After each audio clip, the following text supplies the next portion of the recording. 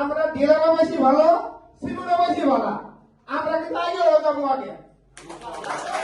এমনকি আমরা ডিলারের কাছে আরেকটু সহযোগিতা চাবো, যে যে ডিলার ছিল তাদের তো কিন্তু আমরা সব দিক দিয়ে এগিয়ে নিই।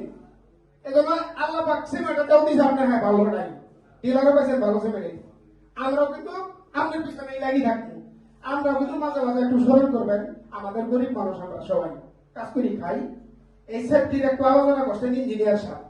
আমরা কিন্তু সারা জায়গায় যে বেতন পাই, আমরা সেফটি কিনবো কোন থেকে?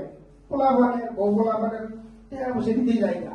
তারপরে মনে করেন কিস্তি আছে, সকালবেলা যায় তারা এক কিস্তি টাকা দেবো, তাহলে আমরা তো সেফটিটা পাই, আমরা নিজে কিনতে পারতেছি না। আমরা ডিলারের মাধ্যমে আমরা ফেরের কোম্পানি থেকে আমরা সেফটিটা চাই। আপনারা কি বলেন? আমি আর বক্তব্য দীর্ঘ করবো না, এই বলে আমার বক্তব্য শেষ করছি। আসসালামু আলাইকুম। ধন্যবাদ রফিকুল ভাইকে, তিনি সুন্দর বক্তব্য দিয়েছেন। তার জন্য আমাদের মেসাজ আলিফ্রেন্স পক্ষ থেকে এবং ফ্রেশম্যান পক্ষ থেকে তাকে জানাচ্ছি আন্তরিক অভিনন্দন এবং শুভেচ্ছা। সে সাথে তার গৌরব। ধন্যবাদ রফিকুল ভাইকে সুন্দর বক্তব্য দেওয়ার জন্য। এই পর্যায়ে বক্তব্য রাখবেন ইসলামপুর দালাল নির্মাণ শ্রমিক সংগঠনের আইন বিষয়ক সম্পাদক জনাব নুরুল ভাইকে কিছু বলার জন্য অনুরোধ করছি।